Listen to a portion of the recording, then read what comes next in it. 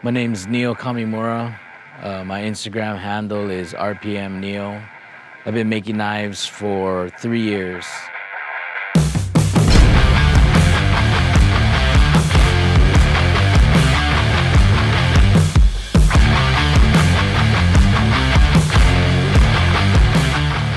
The way I started making knives is because it's part of my heritage. You know, one of my main focal points is being an American, a Japanese American. My great-grandfather was a blacksmith from Japan that came to Hilo, Hawaii, and his business was established in 1932. So it's part of my heritage and what kept me in Hawaii.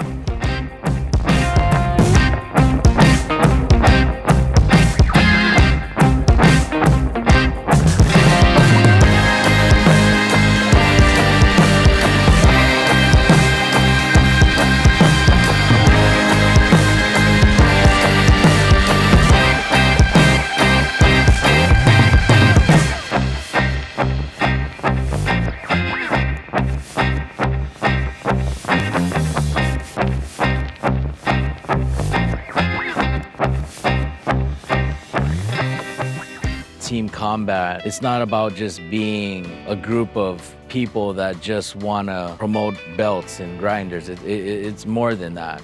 We're a group that we consider each other family, and we try and focus together on keeping the forward positive movement of bladesmithing and crafting with our hands alive. And so when it came to a project that I wanted to do with Combat Abrasives, I wanted to do a give back. I wanted to show that us makers have an ability to give back to our community through our skill set and our talent with our hands and our imaginations of our mind. And with this, I came up with this concept with them, which a few of us Team Combat members will work on a knife with their highest quality of skill that they can offer.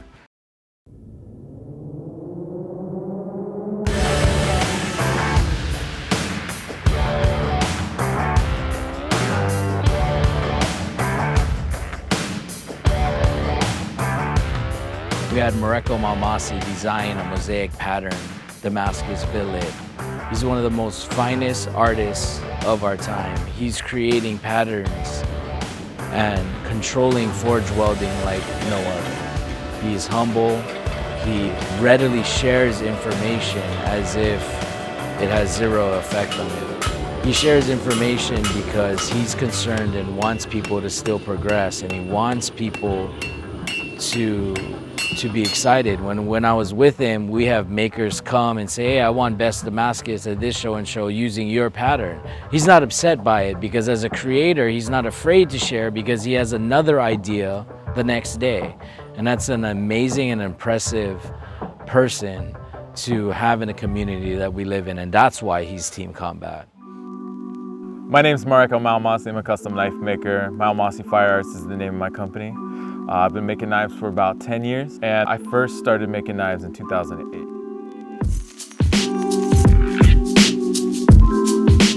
Before I started making knives, I've done all kinds of woodworking. I did interior finish carpentry, I did construction stuff. When I was in middle school and high school, all I wanted to do was woodworking. I'd never really done any metalworking until I was working in a restaurant, actually. And a guy who specializes in making chef's knives offered me a job. So just before I started making chef's knives, I was working professionally in a kitchen, slinging knives and chopping and slicing and dicing. My biggest strength when it comes to the chef's knife is having the experience of using a chef's knife day in and day out. And so with that experience, I can put that into the geometry and the grind of the blade and how I design and tailor the knife to perform. I think when it comes to strengths, my ability to design Damascus, pattern welded mosaic Damascus especially, to be able to see things out in the world or even have like an image pop into my head and draw out what would essentially be the finished product or the finished design and shape and pattern, and then being able to reverse engineer that to give myself a starting point and then go from there and work forward. And that puddle, I'm trying to keep it just as shallow and small as I possibly can. You can see it's not even, I don't even think it's 1/8 of an inch wide. But it's just enough to keep it together so that in the first round of welding, I get a solid weld. And then after that, I don't care about it. So I'm just trying to tack it all together. So the way that I would say that I am kind of pushing the boundaries of knife making is how I'm laying up my billets, how I'm orienting them, how I'm forging them to create wild activity, and then not doing like maybe a traditional like 4 square bars put back together, but doing a rectangular bar and then a square and a square and a square and another square and a rectangle bar and a square and a square, and just mixing it up and using math to help figure out how to economize the material as well, so I'm not wasting any material, and also getting very interesting and intriguing patterns that ultimately are misleadingly simple. They seem very complicated because of the activity that's happening. The eye gets lost in what's going on in the pattern, that it's hard to recognize how simple the pattern actually is to create. And it's seeing those possibilities just through my own experience to be able to use that to my advantage. It's interesting and intriguing, and it fulfills me and makes me feel good, but also other people like it too. To try to close up this little kind of divot I had in here. I'm gonna put it back in there for a good soak. I don't know what it looks like on the video.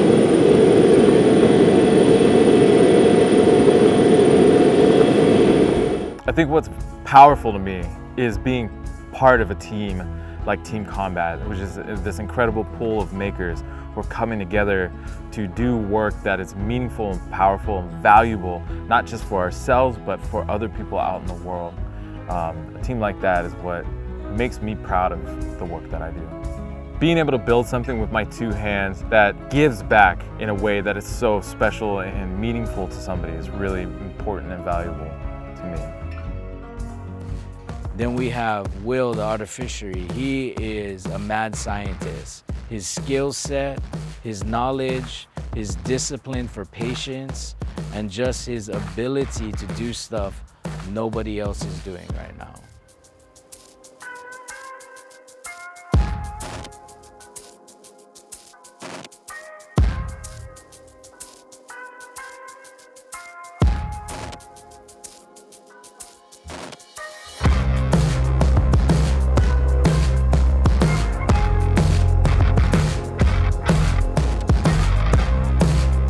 My name is William Brigham.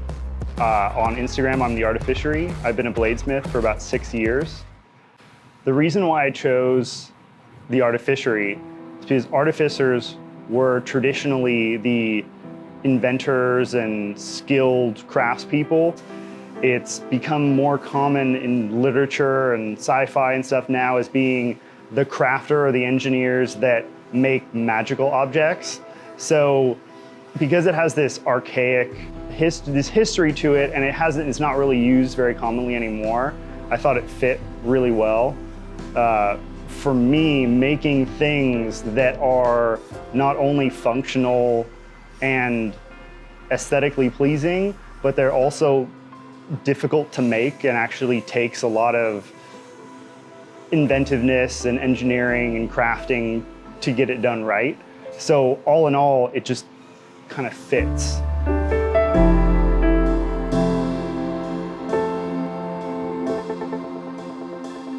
There's so much that goes into the patterning and everything, but even when you get into the technical stuff, like using the molten salts, I mean, you're like becoming the master of elements. You've got almost like a little volcano there in front of you.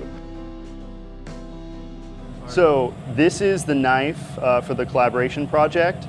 It's a piece of Mareko's Damascus that Neil forged, and then I am going to heat treat in molten salts. First, I am going to grind it relatively flat and smooth, get all the scale off, and maybe even do a very, very light etch. You can kind of see the pattern on here. And then I'm gonna heat treat it in the salts, and you're gonna be able to see that it's just as clean when it comes out as when it goes in. So I'm gonna start with I think a 40, 80, and 120 grit to get it all ready to go. And then the salt should be up to temp and I can heat treat.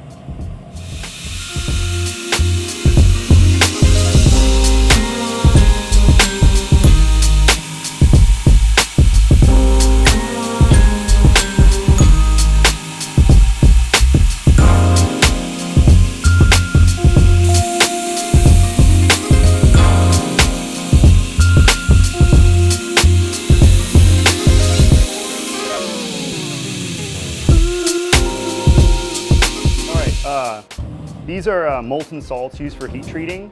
Right now it's at 1650. It's holding within about 2 degrees. So this has just been rough ground, and so I'm just going to do a quick normalizing cycle just to kind of make sure any stresses from the grinding and forging are done. I believe Mareko and Neil did do a couple initial phases right after forging it. So I'm gonna put the blade in, and unlike using a kiln or a forge where it takes quite a bit of time for the blade to come up to the rest of the temperature, this is back up to temperature within 30 seconds or less.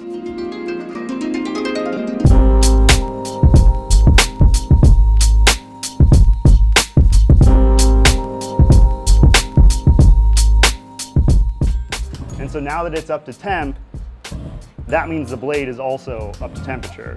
So normally I'd let it soak for 5 minutes before taking it out, but just want to show you how when you lift it out, the blade is already at 1650. And the nice thing is, allowing it out and exposed to the air right now isn't oxidizing anything, because it actually has a layer of salt coating it, which is actually protecting it. We're gonna use a piece of copper iron mokume for the guard on the knife, and it's a little bit too thin as it is, so I'm gonna grind it out flat and restack it and weld it up again so it's a little bit thicker material to use. So I'm just gonna get all these high spots off this side, and then I will stack it and TIG all the edges and stick it in the forge. Not having to worry about heat treating, you can make a lot of really cool pattern welded stuff. And you can make it into all sorts of shapes, all sorts of patterns, all sorts of things, and it just is what it is. Adding that extra element of making it a functional tool, but making it a knife, adds immense complexity to everything. And so I have really gone out of my way to develop techniques and to work on different things, like using the fluidized sand bed to heat treat things so that I can really accurately and tightly control the temperature, and so that I can have the right atmosphere and different things like that, working with stainless alloys, and then having the right equipment, having hydraulic presses with the right dies, having a power hammer to be able to draw out the material faster. It still has all the same artistic value of traditional Japanese mokume with non-ferrous metals, and at times can be just as beautiful, but going that extra step and making it a functional object, in my mind, makes it even more valuable, because it can be cherished not only as an art piece, but as something you can actually use every day. Okay, the blade is fully hard out of the oil. It's at room temperature, it's been cleaned off, and now it's gonna go into the low temp salts for tempering, and then it'll be ready to get its final grind and handle and all of that. And it's at 350 right now. We'll do 350 for about an hour, hour and a half. It's good to go. And again, the same thing applies to low temp salts as the high temp salts, is you don't have any weird like heat source for like a kiln or a forge. You have like the elements or where the burners are. All of the liquid that it's in is all 350 degrees.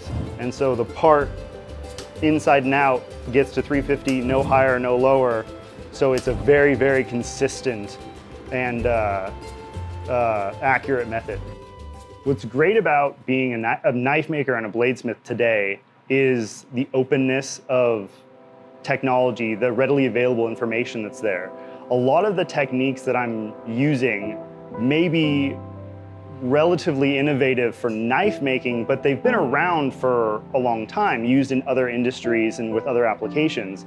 But 50 or 60 years ago, you just never would have known about it. Like, you wouldn't have heard that you could do a particular thing in a particular way.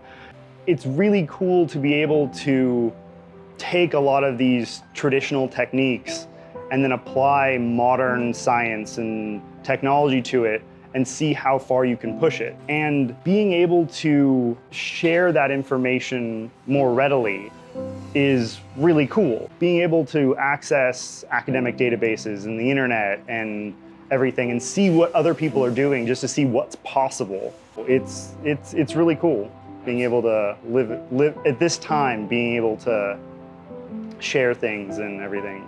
Being able to collaborate on a piece and each person adding like what they're best at to make a piece to give out to the world is really gratifying. Like putting it's almost like putting the best of each person into something that is then given out to the world. And especially if it's given out for a charitable cause or to something or to benefit someone other than yourself is great. Then we have Andreas Kalani and Kaila Cumings. Kaila has been in this industry twice as long as I have been.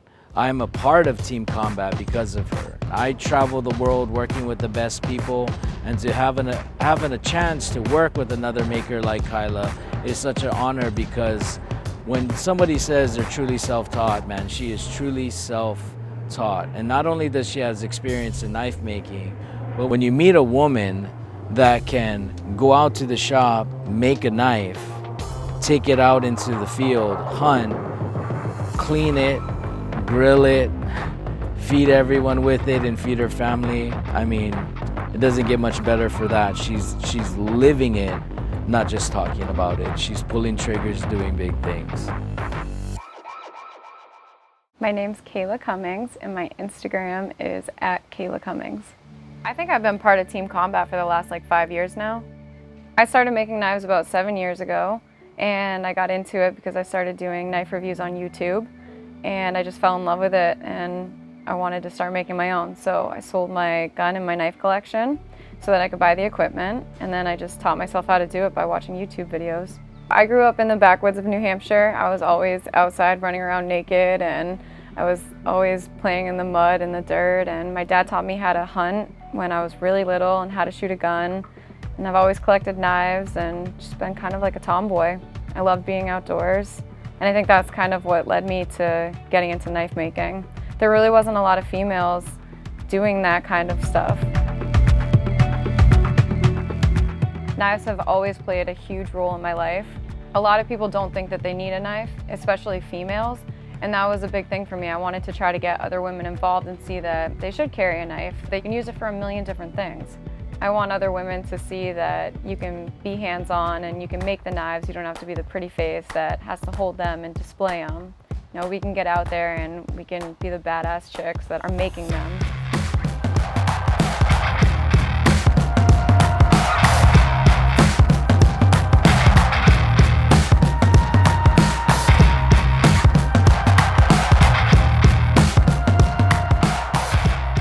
Starting out knife making, I did a lot of stock removal, so the shredder belts from Combat have helped me so much in removing so much material, and it just made my life so much easier.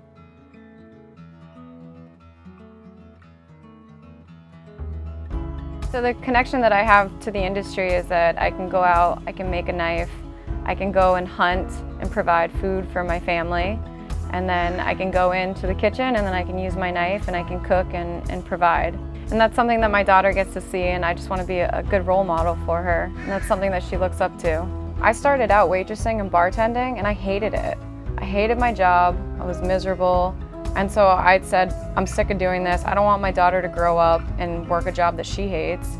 So I just went for it. And I'm glad I did. It's a lot of work. I struggle every single day. But at the end of the day, I'm happy with what I do. I'm doing something that I love. And hopefully I can inspire other women and other people. It's hard because I think that people look at me and they think, oh, she's just a pretty face. You know, she doesn't know what she's doing, or she's just like using her body to get ahead and all this stuff. But there's so much more to me. There's so many more layers. And so I would love people to see that. You know, I play all these different roles. I take care of my mom and my dad and my daughter. And, you know, knife making isn't just a hobby. It's life or death for me, you know. I have to provide, I have to be able to pay my bills and, you know, support my family, so this means everything to me. I think one of my strengths in knife making is that I actually use my knives. You know, I'll make a machete and then I'll go out and, you know, use it out in the woods, or I'll make a skinning knife and I'll take it out hunting with me and use it. I think being a female knife maker has been so difficult for me because I think people don't take me serious. and they think that I'm just doing it for attention or whatever the case may be, but this is something that I'm so passionate about, and I want to be able to learn from as many people as possible, but it's so hard to find other makers that take me serious or that actually want to work with me. I really haven't trained with anybody. Everything that I've done has just been by myself, trial and error, and watching YouTube videos and stuff like that. And I think the knife making community is such a strong community, but it's just so hard for a female. It's so hard for a female to be taken seriously. I think people have this image of what we're supposed to be doing or what we should be looking like and stuff like that, and I hate that. I think that being part of Team Combat has been so important to me because it's been so hard to find people in the knife community that are willing to help me out. I think it's really important to give back to the community. These guys are like my family, so I think it's so important to give as much as you can. And all the guys that are part of it are so willing to help me out and just have my back and teach me new things and just help me succeed and be better.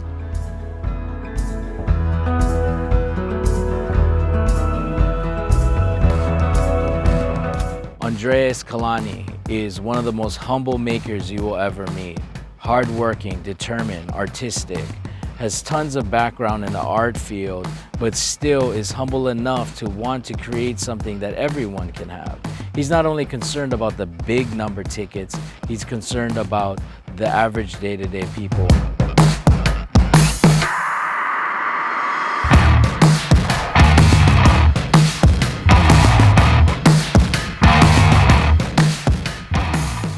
My name is Andreas Kalani. My handle is Andreas Kalani. From childhood, I was fascinated with art, technically art sculptures, mainly mixed media of steel.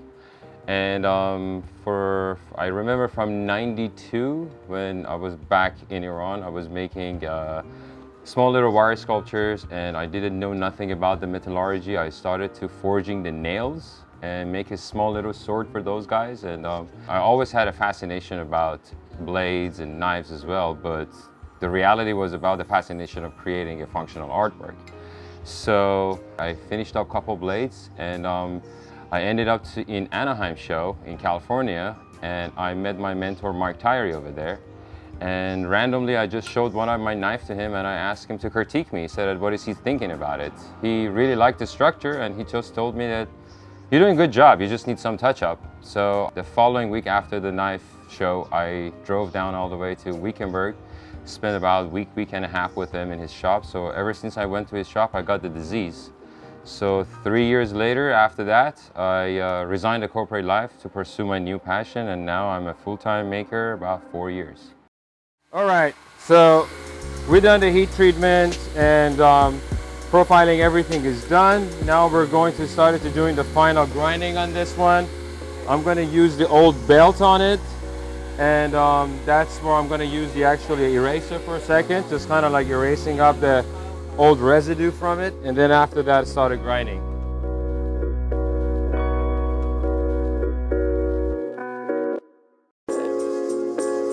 All right, that is cleaned up.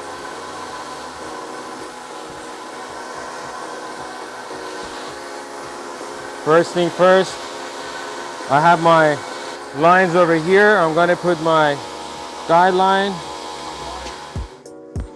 I'm just putting a file guide so I can have the good shoulder balance here. I just add the actually file guide to this.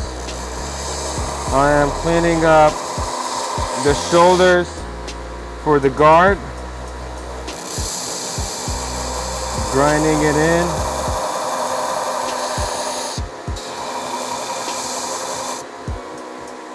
You want to make sure I have a flat surface.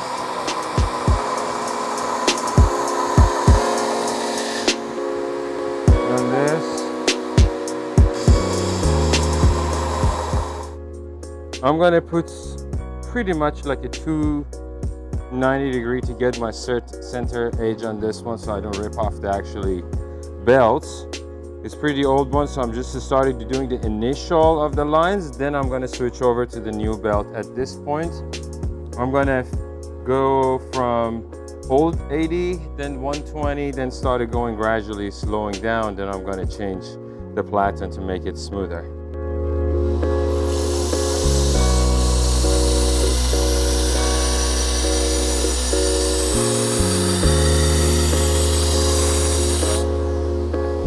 For this, I'm using a push stick method for the belt, so you can have a much more consistent line on each side.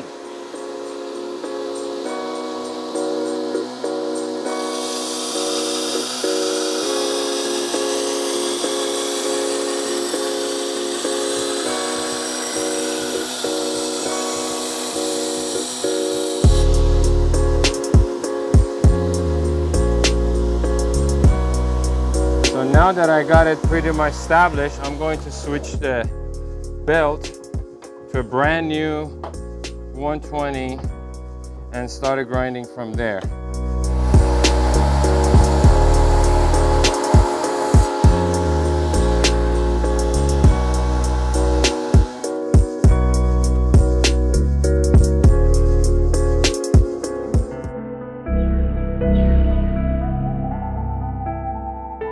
Obviously, in Iran, we don't have as much as opportunity technically in the work environment, or even to grow yourself as an individual. United States is a land of opportunity and land of freedom. And when I came over here, I was blessed enough to be around certain people such as Mike Tyree, that he's also a Vietnam War veteran, and he really helped me to get into this society, which is American Bladesmith Society. He introduced me to that one, and part of being inside that society is to passing on the knowledge. So for him to just opening up that door to me and bringing all those knowledge of the years of experience to me was a blessing. And this is an opportunity that I could never find it back in Iran when I was there. So when I came here, I could just expand to these knowledge and just grow myself, and technically going for the next generation to be. As an American, I absolutely feeling blessed to have this opportunity in this country to be able to expand my knowledge and pursue the passion. I usually don't throw my old surface conditioning belt away. This is what I do. I get a piece of it, put it over my platen, spray it with the normal multi-purpose adhesives, put it on that one, and then just rub the grease a little bit over it so it can be smooth. Then I put my belt on it. So what does this thing do? If you look at it from the side, it gives a little bit padding to my platen area. So now that I want to blend the lines on my knife, I can use that padding as a nice, good cushion area as a leverage for it.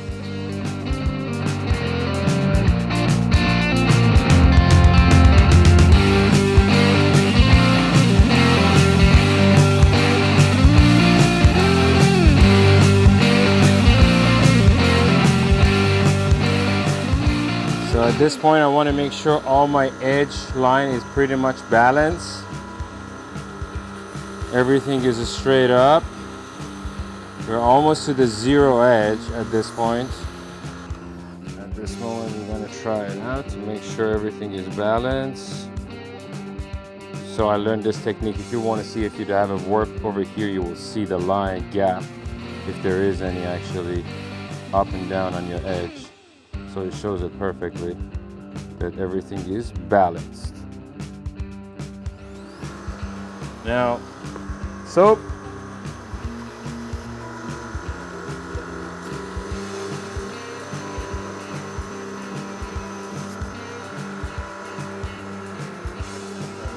Now that I'm done with 220, before I go for the final hand sanding, I'm just gonna go quickly with my medium, not a rough one, but with the medium of a surface conditioning, so I can give it a final condition to it before the hand sanding.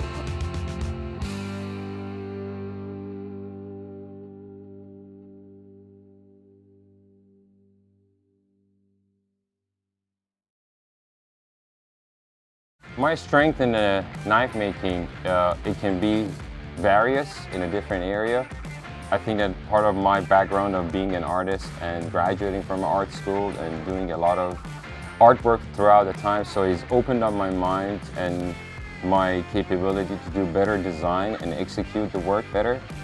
And at the same time, because I love the craft and the way you can create such a piece, I don't hesitate to do anything. I'll use any technique, I'll learn it, I absorb it, and every piece that I learn, it's a blessing for me that I can grow my knowledge in it. So I think that to just having that humbleness in yourself and not to be too high, not too low, and to just focus on what you love to do is all this matter, and you can grow yourself faster and better. I do stock removal, I do hand forge, I do make my own handle material, and also I do make my own sheath and everything. Technically, I would like to deliver a one full complete piece when I deliver it to people. There are certain works that I do that is much more affordable for people, that they can buy it and they can use it. For that, I try to balance the both sides of the community. There are people that they really love to have a collectible pieces, that they're willing to spend a little bit of money and time to be able to make something totally custom heirloom that it can last a lifetime in their family. On the other side, there are people out there that they also want a life-lasting tool that they can use it every day in their field. So I'm trying to cover up both sides for the people, trying to make everybody happy.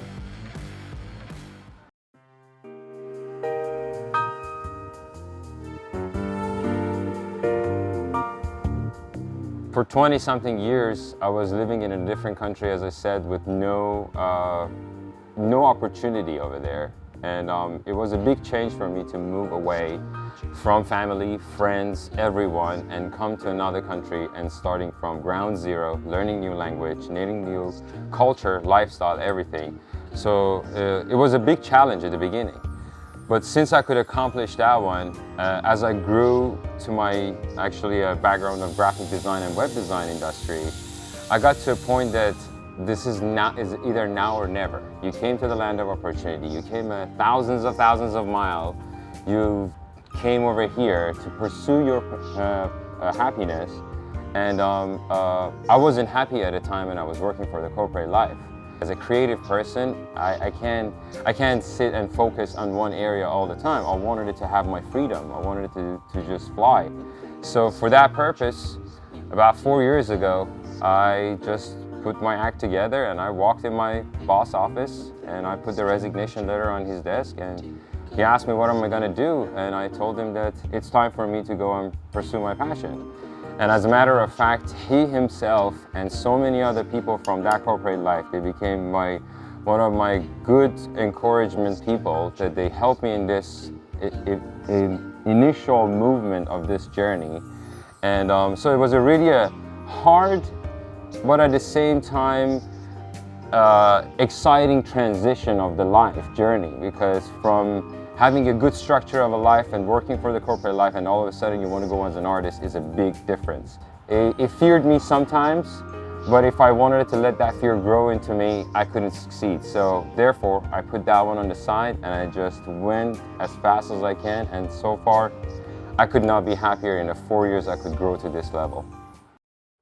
All right, so now I just finished up the blade with 360 grit sandpaper and did a hand sanding, but I stopped it there. I want to go further for 400 and 600, but I wanted to finish the guard and the handles first. So we pretty much fit the Mokome Gane made by William inside already as our front guard for this one. So now we choose a piece of Buckeye. We made a hole inside it, so everything is settled pretty much. And I'm going to start doing the pre-grinding, a handle, make everything pretty ready for the final grinding.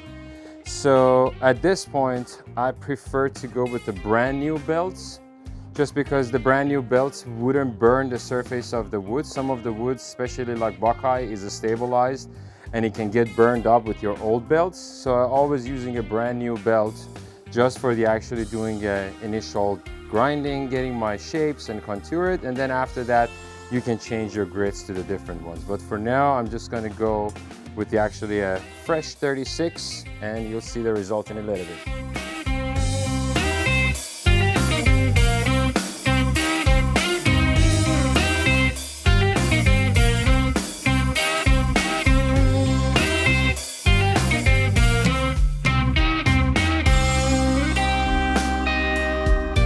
This one is pretty much rough, contoured and ground.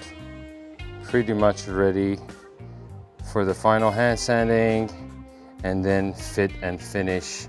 Then we're gonna do the final contouring on that. We're almost there. We're done with 800 grit, and then now cleaning it up with acetone alcohol and then washing it, rinsing it off with soap.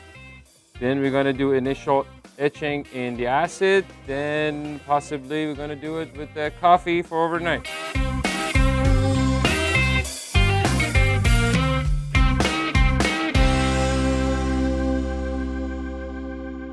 The material that I use, I wanted it to feel it, to see it myself in person. So it was a blessing to find Combat Abrasive in my hometown, which is Orange County, and they are in Anaheim, the manufacturer. So I called them up and I drove up there one day to pick up some new belts. And from the first day that we met the team together, it's just kind of like it was the first click. We started to working together, and along with that, the team combat started. All right, so we finished up the blade. We did the hand sanding, we put it in the acid, we did the process on that, and then overnight we put it inside the coffee Mareko's process. We followed that one. So here we go, it's a revealing time of the pattern. So now in order to neutralizing it, I have my baking soda water over here. Going to dip this one in that, let it sit a little bit, let it soak it so it can neutralizing all that acid.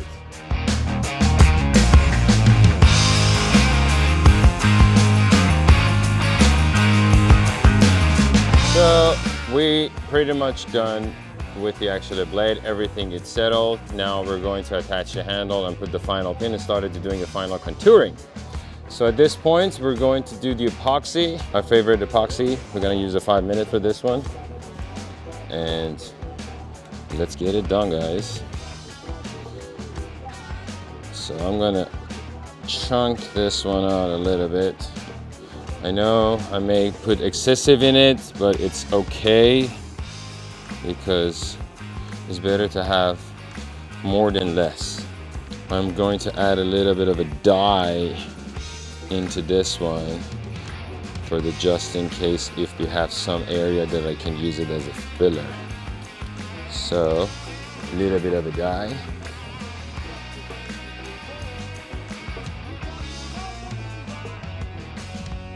Two things. Black is, when I'm adding a dye, I make sure that everything is completely mixed up.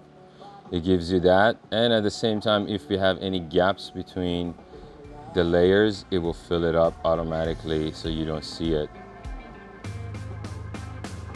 And here we go for the overflow. This way I'll make sure that everything is already filled up so there's no more gap in the between. So, got the majority out. So now I usually keep this, the leftover, out. And the reason is because I'll keep testing my epoxy to see if it got hardened before I open it up. So that's, make sure that you use an extra one. Don't throw it away right away. Just keep it on the side and test your hardness with the leftover and then open up your clamp. But here it is. We finally done with the gluing. Now it's the time to do the rough contouring. Right now over here I have a semi-used 36 grit, and I'm gonna start to just doing some rough grinding on that one and started to going from there. Here we go. Wish me luck.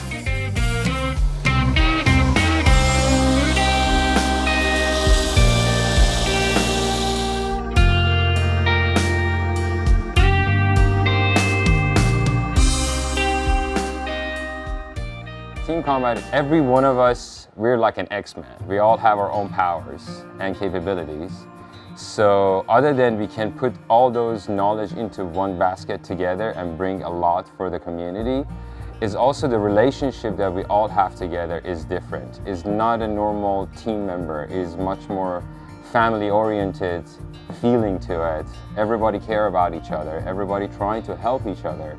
And that's part of being part of a team of combat is really nice to just having such a good family members around you and technically an arsenal of knowledge you have that you can, again, it's all working on yourself, your knowledge, you expand yourself and your community, and what's better than to growing along a team together. This experience of working in this project with the combat team, it's a humbling experience because we're working on a project to giving it back to the community. Everybody gives us all these supports and encouragement along the way that we grow ourselves in this journey. So this is a great opportunity for me specifically to be able to just provide something for the community and everybody enjoys that piece. My name is Andreas Kalani. My handle is Andreas Kalani and I'm living the American dream. We had Mareko Maumasi design a mosaic pattern, Damascus billet. I flew up to Portland, then drove over to Olympia and forged the blade with him. Then I brought it down to California and we went to Will, the artificery shop, where he made mokamea gane and did his high temp salt and low temp tempering, hardness and heat treat. And he brought some scientific elements into this knife. Then we went on over to Andreas Kalani's shop where him and Kaila Cumings worked on designing the handle and shaping and grinding the knife, hand sanding and treating it and fit and finish.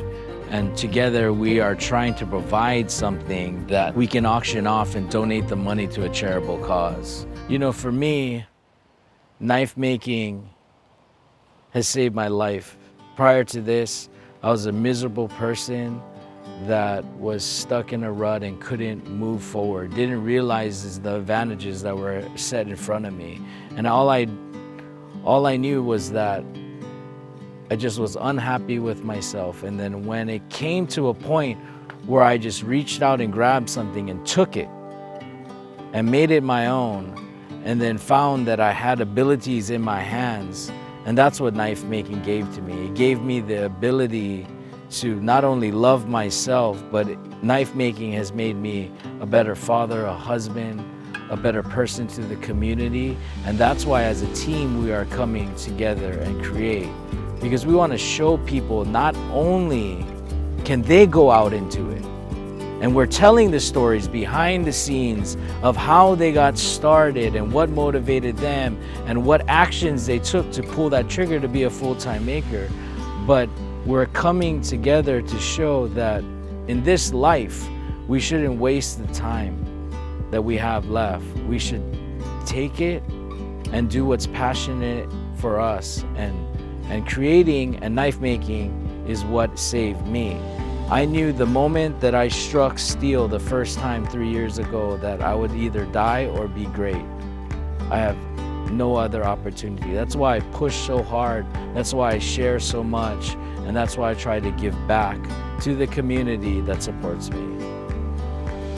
We wanted to give back to a charity that was focusing on mental health and mental awareness. And it's something that's not really talked about, and it's something that is prevalent in the society that we live. It's something that affects almost every single one of us at one point in time in our life. And if it's something that we can take a little bit of our time, put love and creation and talent into something and give back.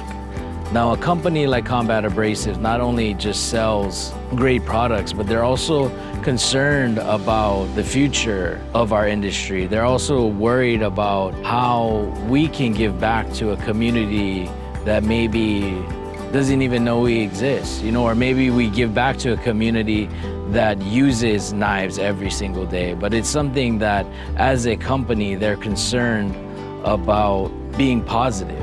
You know, and in a world that we live where we're constantly battling negative comments and negative aspects of life and everybody being critical on one another, it's refreshing to be a part of a company that's sitting down and not trying to just raise numbers, but raise positive influence onto our community.